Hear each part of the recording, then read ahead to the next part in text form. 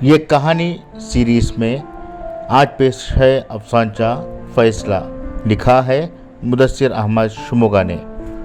عدالت کھچا کھچ بھری ہوئی تھی۔ اسمرتی کے جنسی ہراسانی کا فیصلہ سنانے کے لیے جج صاحب تیاری کر رہے تھے۔ چاروں ملزمان کٹہرے میں کھڑے ہوئے تھے۔ پورا خدشہ تھا کہ جج انہیں پھانسی کی سزا سنائیں گے۔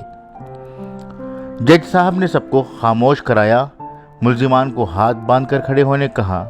ملزمان کی آنکھوں میں خوف تھا، وکلا بھی پس و پیش کا شکار تھے۔ جج صاحب نے فیصلہ پڑھنا شروع کیا۔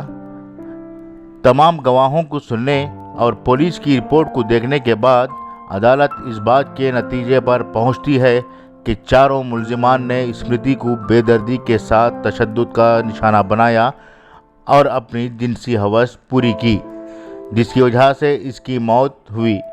لیکن اسمرتی کو چاہیے تھا کہ وہ سنسان جگہ میں نہ جاتی، اگر جاتی بھی تو جسم پر کپڑے پہن کر جاتی اور اپنے ساتھ کسی اور کو بھی لے جاتی۔ ساتھ ہی ساتھ نوجوانوں کی شادی کی عمر ہونے پر بھی ان کے گھر والوں نے ان کی شادیاں نہیں کی ہے، اس کی وجہ سے وہ اپنے جذبات و خواہشات کو قابو میں نہیں کر پائے۔